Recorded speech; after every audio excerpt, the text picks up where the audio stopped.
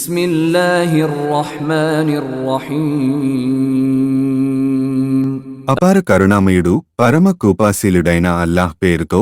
అలిఫ్ Lam meme. Allah, ఆయన తప్ప మరో ఆరాధ్య దైవం లేడు.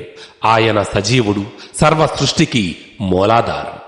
ఓ ప్రవక్త, ఆయన నీపై సత్యంతో పాటు ఈ గ్రంథాన్ని అవతరింపజేశాడు.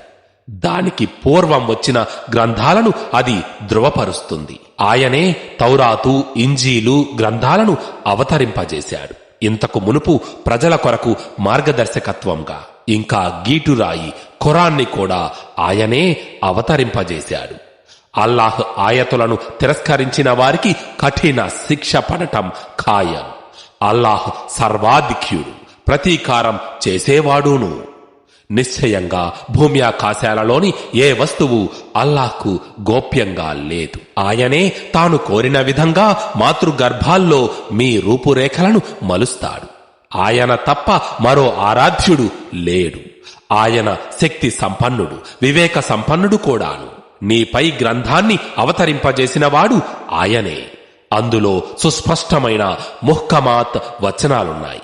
అవి గ్రంథానికి మూలం. మరికొన్ని బహువిధ భావంతో కూడిన ముతషాబిహాత్ వచనాలున్నాయి. హృదయాలలో వక్రత ఉన్నవారు అందులోని బహువిధ భావవచనాల ముతషాబిహాత్ వెంటపడి ప్రజలను భ్రష్టు పట్టించడానికి ప్రయత్నిస్తారు. తమ ఉద్దేశాలకనుగుణంగా తాత్పర్యాలు తీస్తారు. నిజానికి వాటి వాస్తవికత అల్లాహ్కు తప్ప వేరెవరికీ తెలియదు.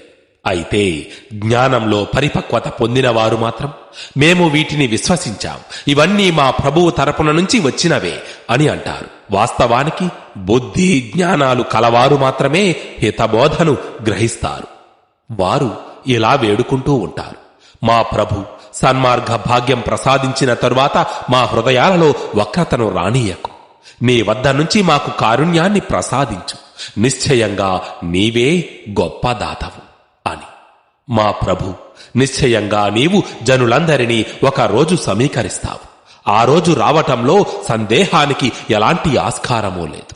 అల్లాహ్ ఎట్టి పరిస్థితిలోనూ వాగ్దానానికి విరుద్ధంగా వ్యవహరించాడు. అవిశ్వాసులను, వారి సిరి సంపదలు గాని, వారి సంతానం గాని అల్లాహ్ శిక్ష నుంచి విడిపించడంలో ఏమాత్రం ఉపయోగపడవు.